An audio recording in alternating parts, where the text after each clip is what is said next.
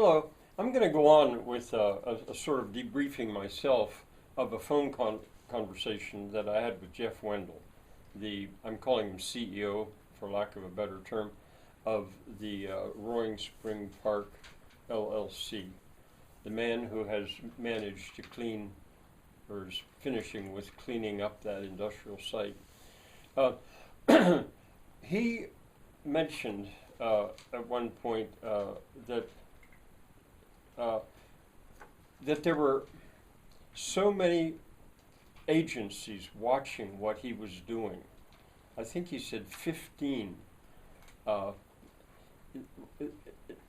that their government, basically government controlling agencies, not just DEP. He mentioned EPA, Environmental Protection Agency. I think that's the federal level. And they were kind of inspecting him, watching him all the time.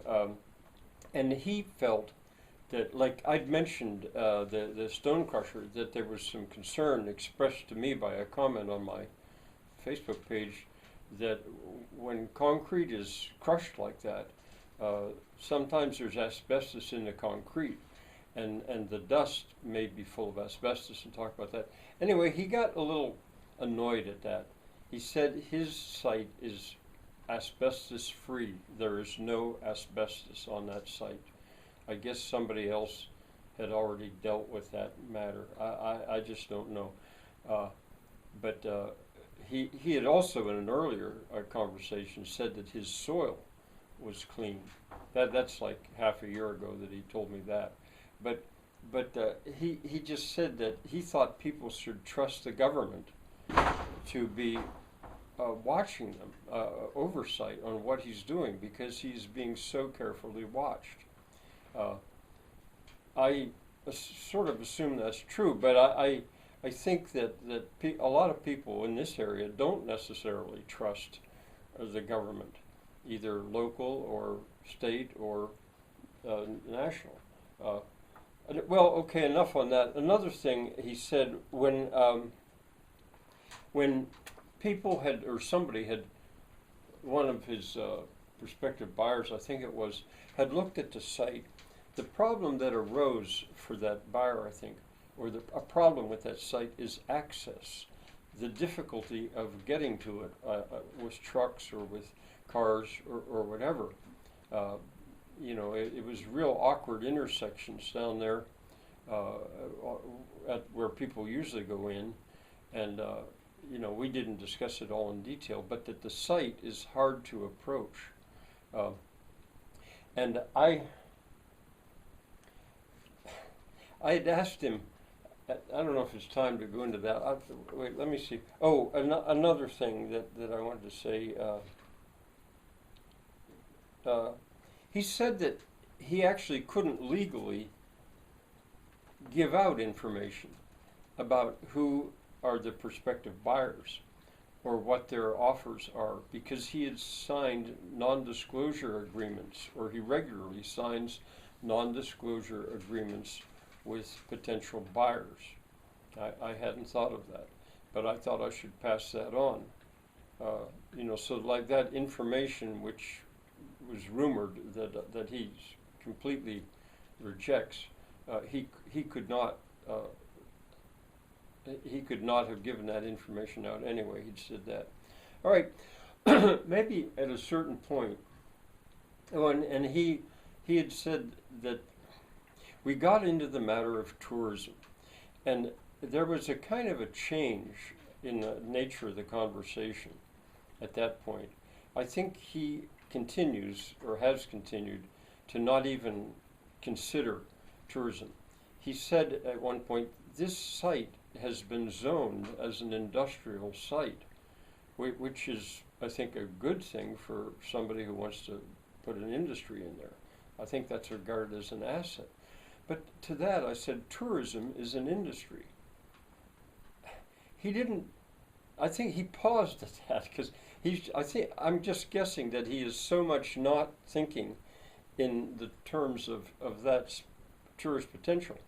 And, but we started to talk about that. That might have been when he was talking about the access problems down there are so great. And And I said, well, when they made that study, did they consider the train? And, you know, he didn't say no. I think he just didn't know what to say with that. No, I think he said, you mean the Everett train? And I said, well, the steam engine that pulls passengers up through here. Uh, and yeah, it's called the Everett Railroad, I think. And he still didn't give me an answer, yes or no, whether they had considered the train. I suspect they had not, because an industry would really not be able to use that train anymore, I don't think. And I don't think they'd even considered the matter of tourists coming. And you know, we got onto and he's aware that I have been creating this dream for Roaring Spring, what Roaring Spring could be like, and calling the town Earth's Drink, and my story Earth's Drink Honeymoon. He's aware of it. I'm not so sure how much he's ever seen of it. He's aware of the website, the Facebook page, group page, the Once and Future Roaring Spring. I think he ought to be looking at that often to stay in touch with what's going on. I'll come back to tourism in a little bit, I think. We did talk about data centers a little bit, but I don't think it's off the board. I think that still might be a hope of his, that he could sell it to a developer who would develop a data center. You know, he'd mentioned that there had been talk that it might dry up Halter Creek. Well, I probably would, I suppose. And I think it's also, that's one of the reasons he wanted to make sure I knew, and maybe would spread, that the 30 acres down there, right where the mill itself was, that's off the table. They're not going to be building anything in there, so it would be up further up if it were a data center. But I can imagine that the idea that it's so hard to access that property for trucks and, you know, heavy industry stuff,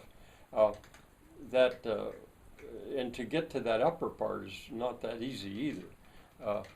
That a data center would sort of solve that. I could imagine why he would really like that if he could pull that off. I want to mention, I'll still come back to the tourist business, but I want to mention riparian rights. Pennsylvania has in its laws what's called riparian rights. It's the right of a property owner to use, within reason, water that goes through, surface water that goes through that property, as long as that property owner then returns the water and uses what's the word, I think the legal word is reasonable, a reasonable amount of it. So a park that he described that would be down in that area, they would be able to use water and return it. I'm not sure what kind of a park he means anymore. I mean, I have my ideas, and in my story, I'm about to describe it in quite detail. What I think 6 years from now, in 1931, the town of Earth's Drink, what that park would look like. But it's got to be in somebody's estimation reasonable use. That was mine. Another thing I want to add is that somebody commented to me at some point that, not online, but when all that coal was being burnt, the coal-fired boilers and stuff down there, you know, the fly ash, it was the person's use of the word, the fly ash, all that burning coal all that time. He said that the fly ash had been buried in a hole somewhere and covered. I don't know. That's the kind of thing that I think those government agencies would know about or would have found. All right, finally, I guess, for now, although I think I'm going to come back with another video, and I'm going to offer some numbers. But finally, the matter of tourism. I think at that point, Jeff might have been actually learning some stuff because I was out of the box, sometimes they call it a Overton window. It was not out of the box from where he'd been thinking, because he'd just been disregarding that whole idea. Where would the tourists come from? Why would they come there? And I told him what I've said online. For the town itself of Roaring Spring. That town is just that special. I ended up being able to tell him about Pio Down in Portugal, the problem of cars coming down into Pio Down. I've had this elsewhere online, and that they have hotels beyond the town, and they shuttle the tourists down into Pio Down. I told him about how I'd gone through my travel experience and what places I'd found that geographically, physically were more beautiful than Roaring Spring, and I told him the Alps taken collectively would be more beautiful. And the other site was Machu Picchu, which I don't even know if he knows about. I said that's the premier tourist site in all of South America, and that's #1. There's no doubt about it in terms of natural beauty. I was able to get that information in there. I mentioned that the town in 2031, in my mind, would have horse and buggies in there. That the main characters in my story I'm making up arrive in the airport in the Cove and come into Earth's Drink by horse and buggy, driven by Amish. And I think he's coming from kind of a different. Well, one of the things he said, you can't think in terms of 6 years in the future. You got to think in terms of a year, maybe a year and a half in the future when you make these kind of plans. I don't know. But I was able to get that in there, and I will stand by it, that I think it's the best solution, a great solution for that site. Well, I'm going to come back, I guess, with one more video, and I'm going to supply some numbers that I've come across. But I think I've represented what I learned from Jeff, tourism access, the train, government agencies, 15 of them, DEP, EPA, non-disclosure agreements. I added riparian rights and the fly ash issue.